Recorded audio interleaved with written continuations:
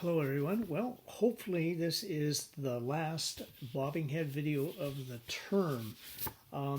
It is the review for the final exam, and I have now posted the answers to last year's final exam, and I've also posted the answers to the IP problem, and therefore there's very little I have to add to that because you should be able to look at it. And then if you have any questions, get in touch with me later. A few things, the same format, Part A, 15 terms. You have to match the best term to the definitions. You know how to handle that. I've told you before. Some of you decided, oh, no, we're going to Google these answers in the midterm, or you were going to look them up at the time, and you wasted way too much time on Part A, and so you had problems with Part B and Part C.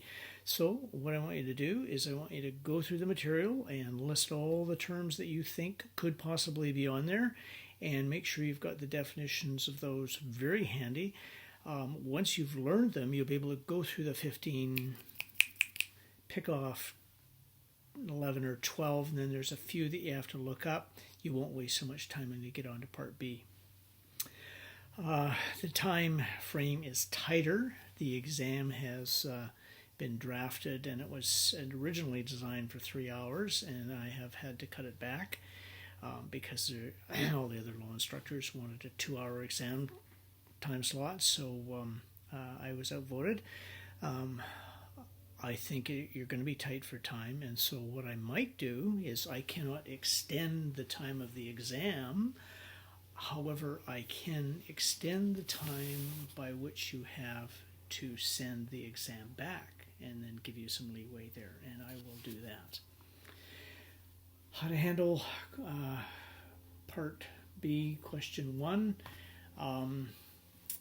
You don't know what's coming, but you can figure out pretty much what it might be. There are a number of key areas. There's HR management, obviously. There's partnerships. There's corporations. There's insurance, and there's intellectual property. It's probably not going to be intellectual property because I can work that into the problems. All right, no problem there. So it's going to be one of the other 4. Well, is it going to be HR management? Maybe, but probably not, because that was the question 1 on last term's exam. So that breaks it down into partnerships, corporations, and insurance. So you can, study and prepare in advance for question 1 and Part B to a certain degree. Then you'll have, again, some leeway to choose a couple of other questions for Part B. And the problem here is that I do give you some choice, but if you're sitting there going, yeah, let's see, how many can I answer in this one? Maybe I can answer more in this one.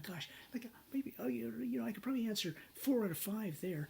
You're going to waste time again. What you have to do is you have to go back through my videos, see all those places where I said this will be a good Part B exam question, and you're not sure exactly how I'm going to ask it, but at least you know the content, and if you prepare those ahead of time, you'll be able to say, that one, bingo, pull it over, yes. Okay? But that's really all I have to say on Part B. I have told you that there will be signature lines and the use of seals, either in Part B on the exam or in Part C. That is a definite because it was done so poorly on the quiz. I am going to force you to learn. Okay, so then we get on to Part C. And, actually, just before we do that, I think what I wanted to do is I wanted to try to answer one of the questions in Part B, which is one of those topics that I said could be on this exam. So hold on one second. I'm just going to grab that and pull it up. Okay, it's question 8, and it deals with insurance, I'll just read it very quickly from last year's exam. The Tribox Manufacturing Company, brackets Tribox, has 3 shareholders and 3 directors, one of which is Barnaby Boxer. However, Barnaby Boxer is the only officer and runs the business. He is also the only person who knows the secret process for making the cardboard stronger than the other cardboard on the market. The business sells try boxes all over the world, generally delivering by container sent on ships. Sales are made 30, 60, 90-day terms. The business obtained insurance 3 years ago and it commenced operations and diligently renewed its policy every year. The manufacturing plant has recently automated, which will increase production but will also increase the risk of fire. List and briefly explain 4 types of insurance the business should have in its policy. Also indicate one other insurance-related risk. They would think about getting credit insurance because that would protect them against bad debts when you're selling on 30, 60, 90-day terms. Some of those debts will not be paid. They send ships with their cargo on ships all over the world, so they want to get cargo insurance, which is the same thing as marine insurance, but cargo is a specific category of marine insurance. Now, who is the person? Barnaby Boxer is the person running the business, and so obviously he's one of the key people, and you want to get key person insurance on him.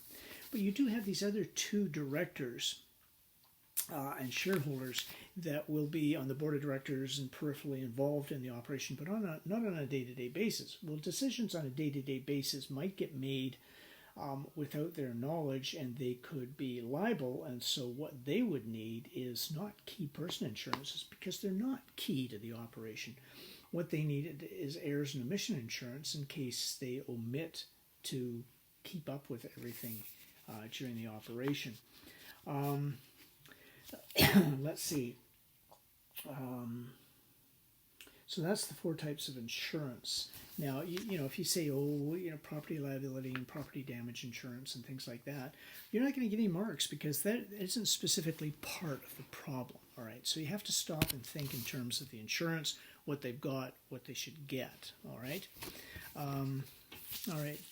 Now they got the insurance policy 3 years ago, and they're keeping it current. Wonderful, that's great. And then they automate their plant, and there's a change in risk. Okay, and if a change in risk is not brought to the attention of the insurance company, then the policy might either be void, or if an accident occurs that relates to the change in risk, then that accident will not be covered. So obviously a change in risk is one of those. The other types of insurance issues that could come up is number 1, thinking in terms of the agent for the insurance company being your agent. Gosh, that's my best friend, my agent. No, he's not. He's working for the insurance company, making money for the insurance company, and while he wants to be friendly with you, he's not your agent. And then the other one is the possibility that the insurance could be ordered and not received until the policy won't be received until later. You want to make sure you get a binder so that you got proof that you've got insurance. Fiduciary relationship. You know there's a change in risk, or you had a claim with another insurance company and then switch companies, and so you don't tell them about the other claim. These things are breach of a fiduciary duty that you have in insurance. Okay, that's all I wanted to say about that. Now I want to get on to the problem.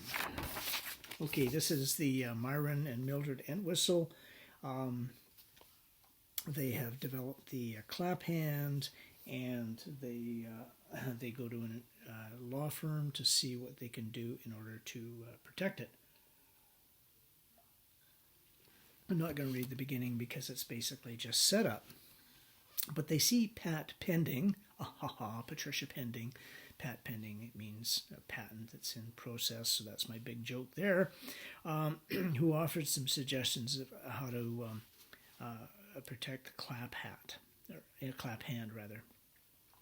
Obviously, there's the name clap hand, so you protect that through a trademark. Oh, good. Now we go on to the next part of the problem. No, you've just got 1 mark instead of 2. All right. Clap hand can be protected. The trademark can be protected 2 ways. Okay. One is you file and register a trademark, and it gives you much wider and more specific protection. But the other way you can do it, if you have not filed and registered yet, is you can sue someone for the tort of passing off. All right, then there's the invention itself. You get a patent on that.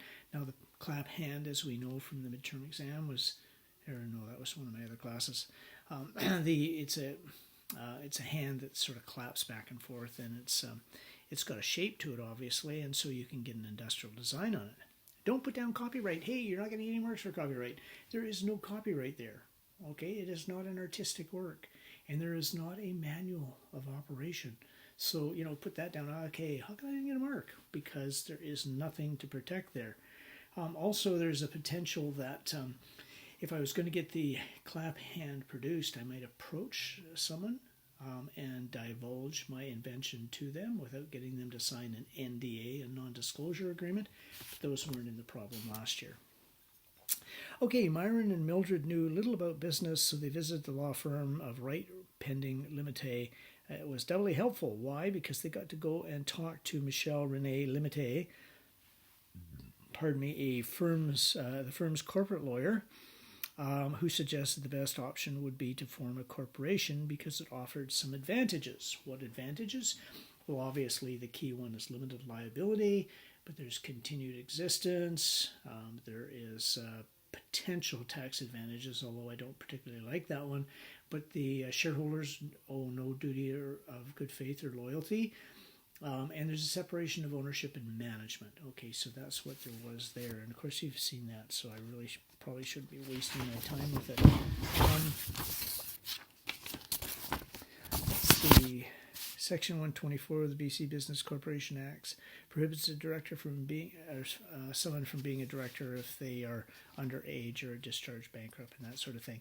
What I want you to realize here is that you are allowed to refer to some material called the statutes. Okay, I have the key sections of the Partnership Act and the key sections of the Business Corporations Act.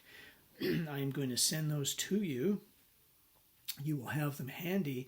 Don't think that during the exam, I'll sit down and read it and see if there's anything in there I need. You don't have time for that. You have to make sure you're familiar with it ahead of time and know which parts apply to what, and then you'll be able to make quick reference and use it. As we go through this problem, there were some things like how could they protect their personal assets. This is when when I became a lawyer, I transferred my assets to my wife so that I would make myself judgment proof. Okay, to a considerable extent.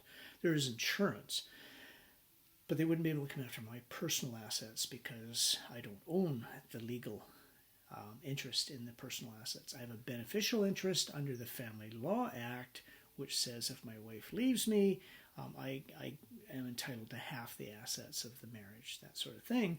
But creditors can't go after it as long as I remain happily married to my wife. Then they had some insurance, which I've already talked about, and then of course the reciprocal, last year. Why? Because the students last year did really poorly too. So what I found really quite mind-boggling was on the quiz, I gave you an example of how corporations should sign, and it was Net Your Customers, Inc., per authorized signatory. And then in the problem, on the quiz, I gave you a corporation and said, how should that corporation sign? And some people actually said, they must put down Net Your Customers, Inc., per authorized signatory, because that's what Peter said. No, I didn't say every corporation had to sign Net Your Customers. All right? What I meant was the corporate name goes at the top, then there's a line with per at the beginning of it. Per means on behalf of. Then authorized signatory underneath is, in the world according to Peter Holden, you are trying to dodge a liability bullet. You are trying to get the judge to say, okay, yes, you are not personally liable, even though it was sort of your business and you were running it, but the business is incorporated, it's a separate legal entity, so you're not liable. Judges don't like doing that. You're dodging liability. It's one of the things that they establish corporations to allow them to do to generate investment, generate jobs, that sort of thing. So it's there to use, but judges don't like it. So they're going to look for some way to make you liable. So what happens if you put the name of the corporation, line, authorized signatory, but forgot the per? Well, authorized signatory would probably save you. Well, what the hey? Put it all down there. Do everything you possibly can, okay? And then, of course, that particular situation on last year's exam, there were two people that went to the bank, Myron and Mildred. Mildred wasn't involved in the corporation, but the bank wants a guarantee from her because, hey, Myron might give all his assets to his wife, and then the bank gets stuck with a loan for a company that goes insolvent and can't get any money, and they go after Myron. They can't get any money after Myron, so they're going to go after the wife, okay? Last year, there was a lease clause which said that the landlord could kick the tenant out for up to 6 months if they, for a reason outside their control, they had to close. And the point here is that you want to get business interruption insurance to guard against that risk. Okay, what's wrong with the sign? It's really quite straightforward. You can figure it out yourself. Then there was the One for All and All for One Assembly Line Solidarity Plant Workers of Canada Union. I'm funny, but only I believe that. That's they have a contract with the employer. That's a collective agreement. Okay, in a master-servant relationship, I, as the employer, have a contract with each one of my employees separately. But in a union management position, I have a contract with the union, and that covers a large group of employees. Okay, and that's called the collective agreement. Job descriptions and job specifications, you just better know that. Okay, then Knockley hired someone and said, "Don't worry, we have, this will be long-term employment." Well, walking on thin ice. If the business goes under, he may have made a negligent misrepresentation. Oh, that's a tort, Mr. Holden. You can't put that on the final exam. No, I can't.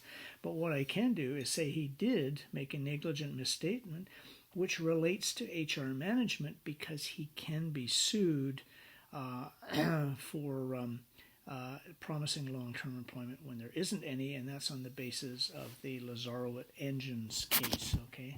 Lazarowitz versus Orenda Engines. Collective,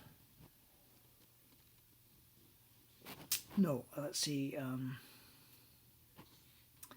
okay. He asked some questions, related to the Human Rights Code. That could be on the exam somewhere along the line. Okay, I'm just looking to see if there's anything else that I really have to explain. Okay, Linda Lightfingers steals something. A couple of issues here. You have to be careful because if the company has theft insurance, but an employee steals from the company, theft insurance will not cover it because this is called defalcation, theft by employees, and there's a different risk there, and so the insurance companies want you to get fidelity insurance, which protects against defalcation by employees. And so she could be held or fired immediately for misconduct, and disobedience and incompetence don't really apply to misconduct. Okay, she got fired and the union went on strike. This is a wildcat strike. During the course of an enforceable collective agreement, a wildcat strike is a strike that is illegal. All right.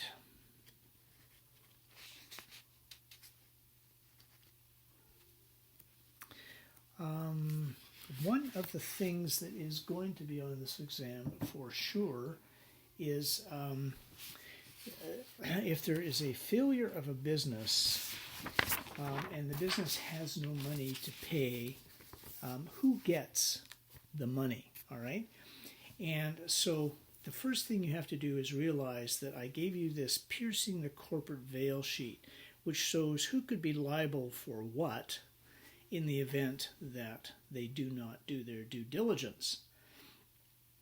Take that Add to that the fact that contracts with customers and with suppliers are not one of the ways that the corporate veil can be pierced, all right?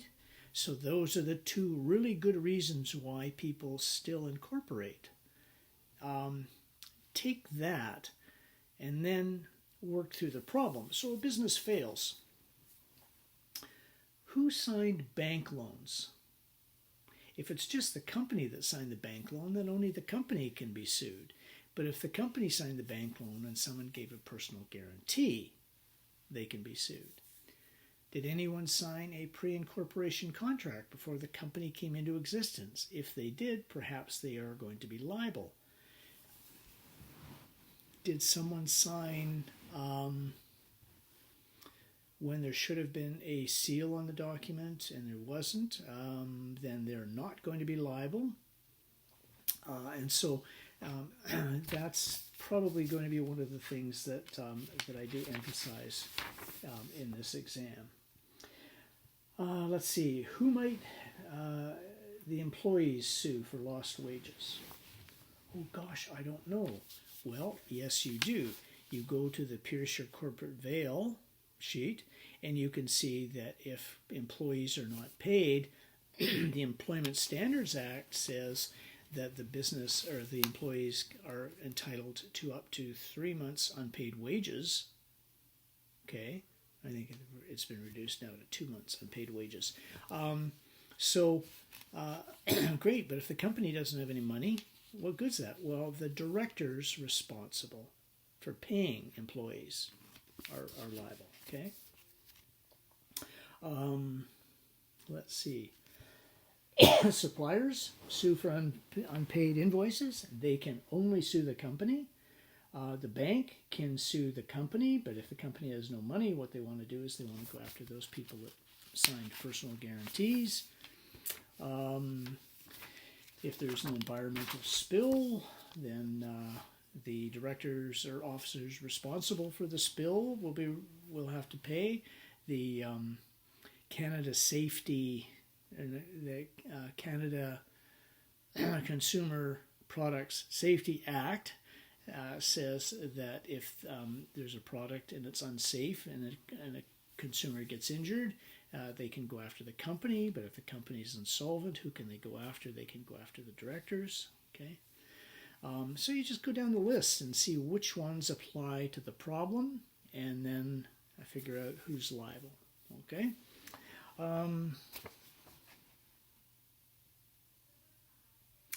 And that's about it as far as the review goes. I can't go through these slides and say, well, this one's more important than that one, because there's so much of business law that business people are supposed to know, and we have only a limited amount of time. What we have put into this course is all the most important material, so it's hard to say, oh, well, HR is more important than corporations, and insurance isn't important as any of those. No, it's all important. So you're just behind the 8 ball on that. So study hard, and when you come up with questions, email me. And if there's enough questions that I think some area needs clarification, then I'll do another Zoom.